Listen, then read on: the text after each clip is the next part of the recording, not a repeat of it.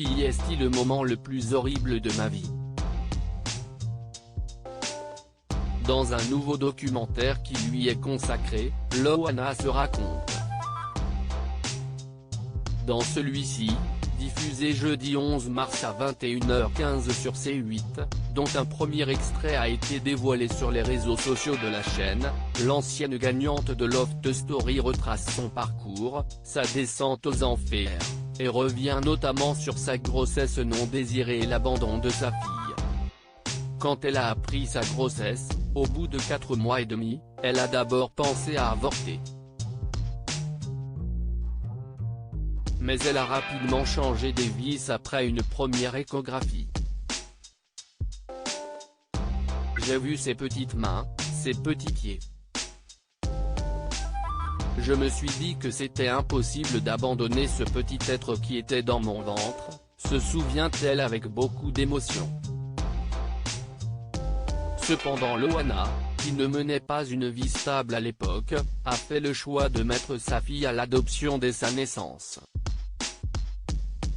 Je me suis dit qu'il lui fallait un avenir plus serein, c'est pour ça que je l'ai placée, explique-t-elle. Après plusieurs jours de réflexion, elle a finalement fait les démarches nécessaires avant le délai de rétractation de 2 mois et a demandé à la juge que la petite fille soit placée en pouponnière. Plus personne ne pouvait l'adopter, il n'y avait plus que moi qui pouvais la récupérer car je ne voulais pas que quelqu'un lui fasse du mal. Loana ne pouvait pas élever sa fille malgré l'envie d'élever son enfant, Loana a finalement décidé de le mettre à la Didas après la pouponnière. Et elle se souvient, des années plus tard, de ce moment, minute par minute. J'ai dû laisser ma fille parce que je n'avais pas les moyens de l'élever. Ma mère était partie et mon père n'aurait pas pu m'aider. Je crois que c'est la chose la plus horrible. Quand on me l'a arrachée des mains, elle pleurait. Ces cris, ils m'ont hanté. Matin, midi, soir, tout le temps.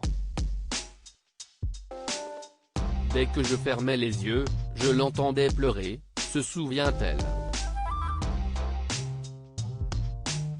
Mindy, dont l'identité a été révélée quelques mois après la victoire de sa mère à Love Story, est à son tour devenue maman. Elle n'est pas en contact avec Loana, qui a récemment fait une overdose de médicaments.